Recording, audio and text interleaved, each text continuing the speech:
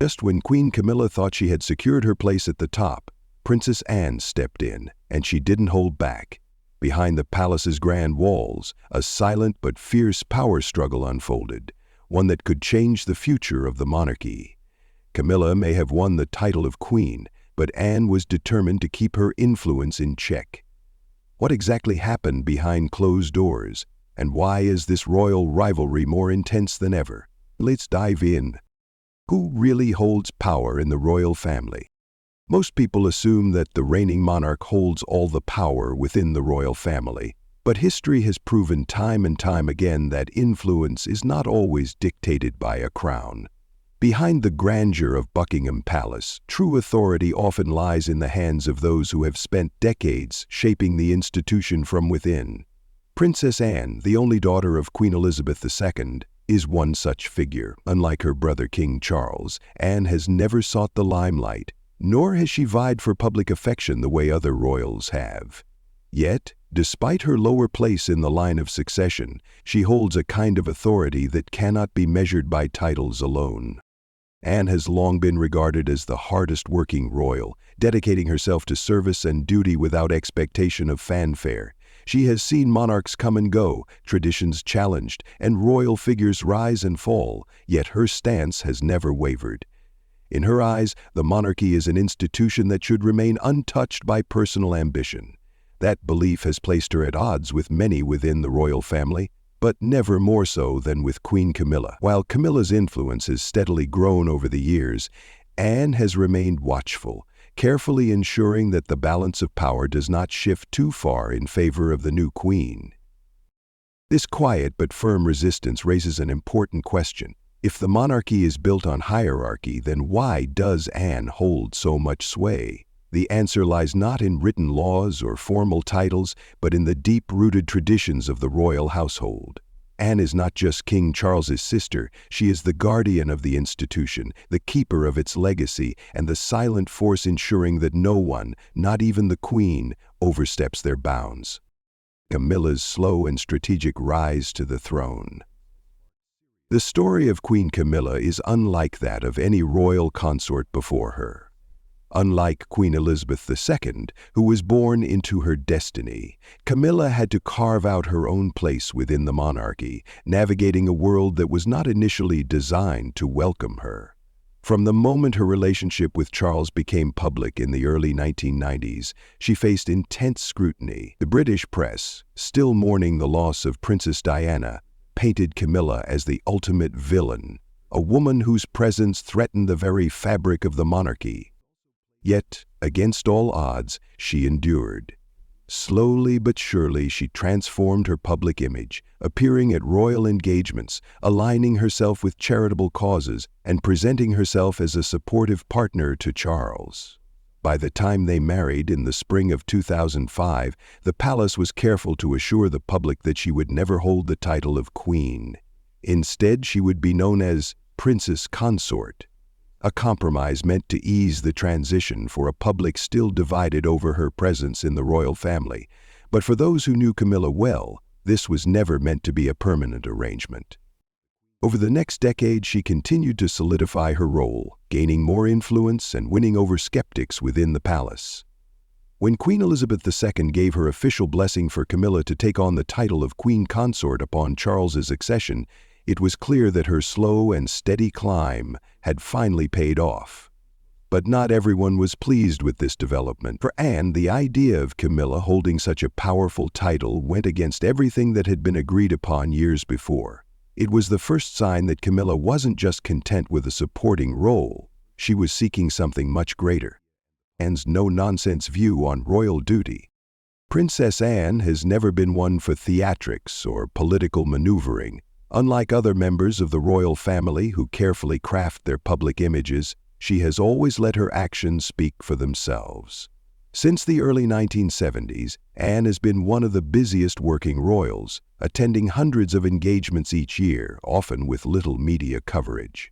To her, being a royal has nothing to do with status, luxury, or personal ambition. It is about service, obligation, and maintaining the monarchy as a pillar of stability. Anne has often made it clear that she has no patience for those who seek to modernize the institution purely for the sake of image. She believes that the royal family must remain a constant, unshaken by public opinion or political trends. It is a stance that has sometimes put her at odds with her own relatives, including her brother King Charles, who has long championed the idea of a more streamlined modern monarchy. But where Charles has sought to adapt to the times, Anne has remained firmly rooted in tradition. This rigid view of duty is precisely why she has been so skeptical of Camilla's rise. While Camilla has certainly taken on responsibilities as queen, Anne reportedly sees her as someone who was not raised within the system and therefore does not fully grasp the weight of its traditions. To Anne, being a royal is not just about marrying into the family or holding a title. It is about an unwavering commitment to service, and in her eyes, Camilla's ascent represents a shift away from that principle. For Anne, this is not about personal dislike or jealousy. It is about preserving an institution that has existed for centuries, and if that means standing in the way of Camilla's growing influence, then so be it. I'll continue writing the next sections, following the same detailed, engaging style. Stay tuned for the rest of the script. The first clash, the Queen title controversy. For years, Camilla had slowly built her position within the royal family, carefully earning trust and respect. But her ultimate victory came in February of 2022, when Queen Elizabeth II publicly announced her wish for Camilla to be known as Queen Consort upon Charles's ascension. This was a moment that many had never expected. After all, the palace had long maintained that Camilla would remain a princess consort out of respect for Princess Diana's legacy. But as time passed and public sentiment softened, the narrative changed. To many, this was a natural progression. Camilla had spent years proving her loyalty to the crown, standing by Charles's side and dutifully performing her royal obligations. But for Princess Anne, this decision was far from a formality. It was a direct contradiction of what had been agreed upon when Camilla married into the family. Anne had always been a firm believer in honoring past commitments, and to her the sudden shift felt like a betrayal of the monarchy's own principles. The idea of Camilla being crowned Queen Consort was not just about a title. It was about the growing influence she was being granted within the royal institution. Anne reportedly voiced her concerns behind the scenes, questioning whether Camilla's new role would lead to an imbalance of power within the monarchy. Would she seek to redefine the role of a royal consort? Would she push for more authority over royal decisions? These were questions that Anne felt needed to be addressed before the transition was finalized. But despite her reservations, the change went ahead as planned. On the day of Charles's coronation in May of 2023, Camilla was officially crowned queen, no longer just a consort but a sovereign in her own right. For Anne, this was a clear sign of what was to come. Camilla had already broken one precedent. What else might she attempt to change? It was at this moment that Anne decided she would not sit idly by. The power grab, Camilla's attempt to expand her influence. With her new title in place, Queen Camilla wasted no time in making her presence felt within the royal family. For years, she had played a supportive role, carefully staying in the background while Charles took center stage. But as queen, she now had the ability to shape the monarchy in ways that had not been possible before, and according to insiders, she was eager to use that power to solidify her position. Reports began to emerge that Camilla was taking on a more active role in decision-making, particularly when it came to the public image of the royal family. Unlike Anne, who believed that duty came before anything else, Camilla understood the importance of perception. She had spent decades rehabilitating her own image, and she knew that in the modern era, a monarch's influence depended as much on public support as it did on tradition. She reportedly began pushing for a greater say in palace affairs, from charity partnerships to the selection of key royal aides. She also wanted to ensure that her presence was felt at all major royal events, taking on more prominent speaking roles and engaging more directly with the press. Some saw this as a natural evolution of her role, while others, including Anne, viewed it as an overstep. To Anne, this was not just a matter of public relations. It was about the very fabric of the monarchy. A queen consort, in her view, should not attempt to exert power beyond what was traditionally expected. Camilla's growing influence threatened to shift the balance, and Anne was not about to let that happen without a fight. As the weeks and months went by, tensions between the two women grew. While their public appearances remained cordial, those behind palace doors knew that a quiet battle was unfolding, one that would determine just how much power Camilla would be allowed to wield. The secret resistance, Anne's silent moves to block Camilla. Princess Anne has never been one for grand public confrontations, nor has she sought to air family disagreements in the press. Instead, she operates with quiet precision, working behind the scenes to ensure that the monarchy remains stable and unshaken. So when she saw Camilla beginning to assert herself in ways that had never been done before, Anne made a decision. If she could not stop Camilla's rise, she would at least ensure that it had limits. According to royal insiders, Anne began leveraging her deep ties within the palace to subtly block some of Camilla's moves. She reportedly worked closely with key palace aides, many of whom had been loyal to Queen Elizabeth II, to ensure that certain decisions remained within the hands of the king and his advisors, not Camilla. These were not dramatic, sweeping gestures, but rather small, calculated actions that ensured Camilla's influence did not extend too far beyond her intended role. One of Anne's primary concerns was Camilla's growing role in matters of state. Traditionally, a queen consort does not involve herself in government affairs, leaving those responsibilities to the reigning monarch. However, some reports suggested that Camilla wanted a greater level of involvement, similar to the role Queen Elizabeth II played during her reign. This, in Anne's eyes, was unacceptable. Using her long-standing connections, Anne reportedly worked behind closed doors to reinforce the traditional boundaries of the queen consort's role. Meetings were scheduled in ways that ensured Camilla was not always present. Certain discussions remained exclusive to the king and senior advisors. These were subtle maneuvers, but they sent a clear message.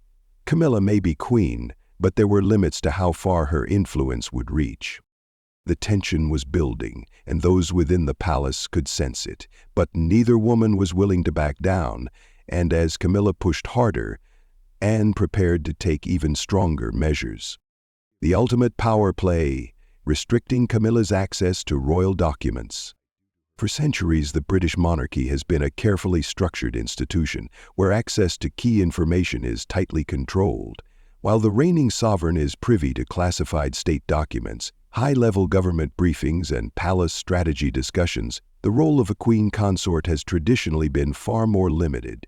Yet, as Camilla settled into her new position, insiders claim she expected to be more involved than any queen consort before her. And this is where Princess Anne drew the line. According to sources within the palace, Anne worked behind the scenes to ensure that Camilla's access to classified royal and government information remained restricted. While Queen Elizabeth II had been deeply involved in state matters, Anne was adamant that Camilla would not follow the same path. To her, there was a fundamental difference. Elizabeth had been trained from childhood for this role, whereas Camilla had only joined the royal family later in life. Anne reportedly believed that allowing Camilla unrestricted access to these discussions could shift the balance of power in ways that might be detrimental to the monarchy's structure. High-ranking palace aides, many of whom had served under Queen Elizabeth, were also said to be aligned with Anne on this matter. The monarchy, after all, is an institution built on precedent, and there was no precedent for a queen consort playing such an active role in governance. Camilla may have been queen in name, but without access to these key briefings, her power would remain largely ceremonial. When Camilla realized what was happening, she was reportedly furious. She had spent years working her way into the highest circles of the royal family, only to find herself blocked at the final hurdle. But Anne stood firm. This wasn't about personal rivalry. This was about protecting the institution from unnecessary disruption. Camilla had secured her title, but true influence within the monarchy was something far harder to obtain, and Anne had just ensured that it would remain out of her reach. The heated confrontation, Camilla, behind the grandeur of Buckingham Palace, where the public sees only polished smiles and carefully choreographed appearances. Tensions were reaching a breaking point. Camilla had spent years proving herself, rising from a controversial outsider to queen, yet now she found herself blocked at every turn. And the person standing in her way was none other than Princess Anne. According to insiders, the conflict between the two women finally erupted in a heated confrontation behind closed doors. Camilla, frustrated by the constant limitations placed on her, reportedly demanded to know why she was being excluded from key discussions. As the wife of the king, should she not have full access to the workings of the monarchy? Should she not be trusted to play a more significant role in shaping its future? Anne's response was as sharp as it was unwavering. To her, loyalty to the monarchy was not proven by marriage but by a lifetime of service. She had dedicated herself to the crown since childhood, never wavering in her duty, never seeking personal gain. Camilla, in Anne's eyes, had not earned that same level of trust. She was not born into this world. She had entered it through Charles, and while the king might have deemed her worthy of the title of queen, that did not mean she was entitled to the same level of influence. The argument reportedly grew so intense that King Charles himself was forced to step in, attempting to mediate between his sister and his wife. Charles, always one to avoid direct confrontation, found himself in an impossible position. On one side was the woman he had fought for decades to have by his side. On the other was his sister, one of the most respected members of the royal family, whose judgment he had relied on for years. In the end, there was no clear resolution. Camilla made it known that she would not accept being sidelined, while Anne stood firm in her belief that the monarchy's stability depended on keeping certain traditions intact. The tension between them had now escalated into an all-out power struggle, one that neither was willing to lose. The unexpected compromise. Who really won? As tensions reached their peak, King Charles knew that he had to take action. A divided royal family was a dangerous prospect, especially in an era where public scrutiny was more intense than ever. Both Anne and Camilla had made their positions clear, and it was now up to Charles to find a middle ground that would prevent the situation from spiraling further out of control.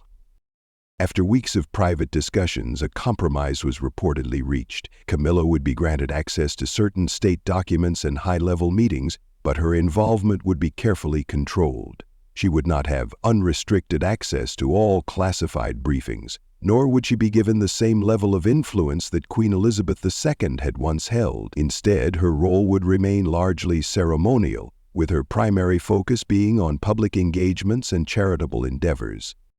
To some, this was a victory for Camilla. She had successfully secured more involvement in royal affairs than any queen consort before her. But to those who understood the inner workings of the monarchy, it was clear that Anne had achieved her goal. By ensuring that Camilla's influence remained limited, she had safeguarded the traditional structure of the royal family, preventing any major shifts in power. The compromise may have ended the immediate conflict, but it did little to resolve the underlying tensions. Camilla had not forgotten how she had been undermined, and Anne remained watchful, ready to intervene if she felt that Camilla was overstepping again. The battle for influence within the royal family was far from over. It had simply entered a new phase.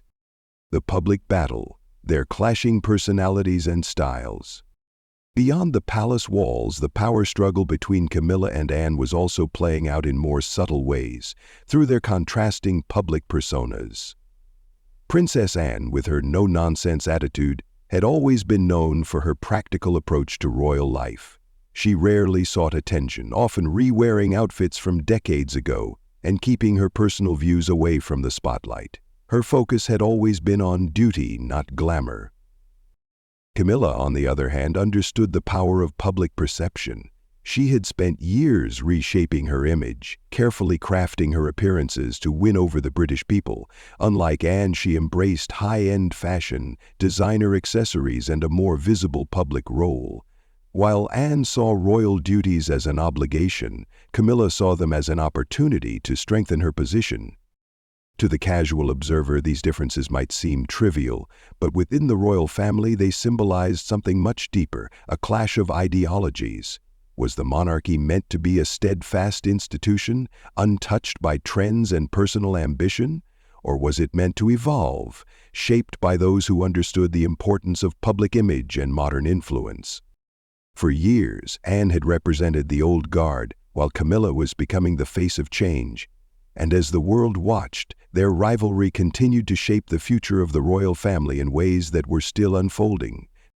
The future, what happens next?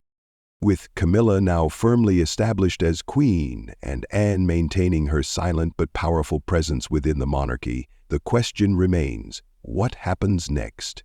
Will Camilla continue to push for more influence, or has she accepted the limits that have been placed upon her?